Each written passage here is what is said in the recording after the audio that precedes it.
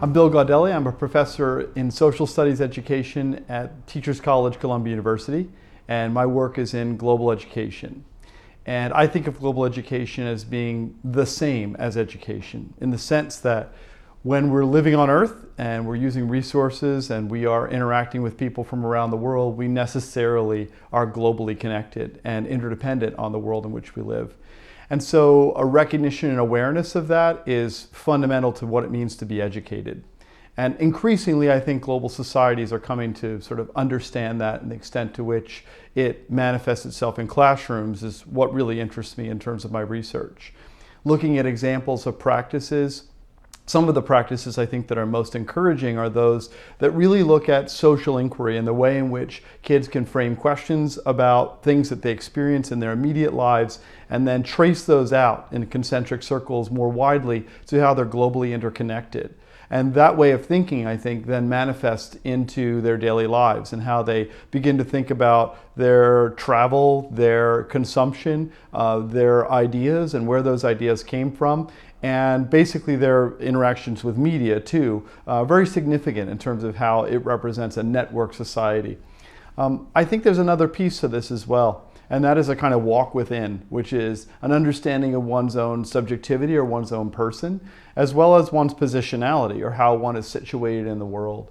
And recognizing that the walk within and the journey outside are, in sense, synthesized to give us a wholer and a richer sense of who we are in the situation of this world. There couldn't be a more compelling time, I think, to be globally educated.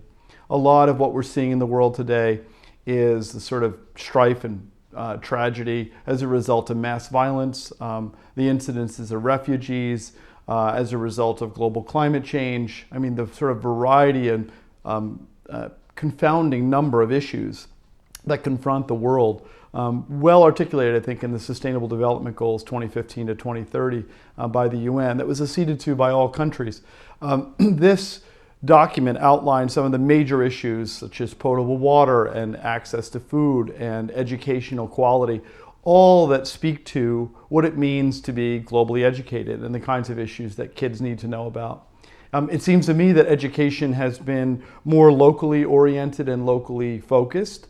Historically, that has been the case, and we would expect that to be somewhat normal because we all live within particular locations in the world. But the extent to which we understand how our locations are tied up and connected to other locations, and how the resources that we use, the ideas that are part of our parlance, the way that we think are very much interdependent on the rest of the world, that to me is the crux of what it means to be globally educated.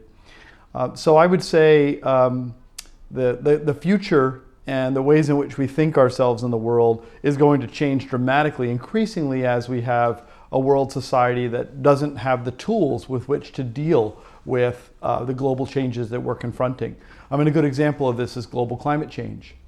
The nation-state system is really ill-equipped to deal with how to solve the problems of global climate change. Refugee crisis too. These are things that don't respect sovereign borders, and so the very notion of sovereignty and what constitutes independence of a nation state is in question and is disaggregated over time. And I think increasingly as we watch this unfold, it's really incumbent upon us as educators to develop this understanding with youth so they see both how they're interconnected and also how the issues that confront the world very much require a global response, a concerted response that goes beyond nation states and individual choices within those nation states.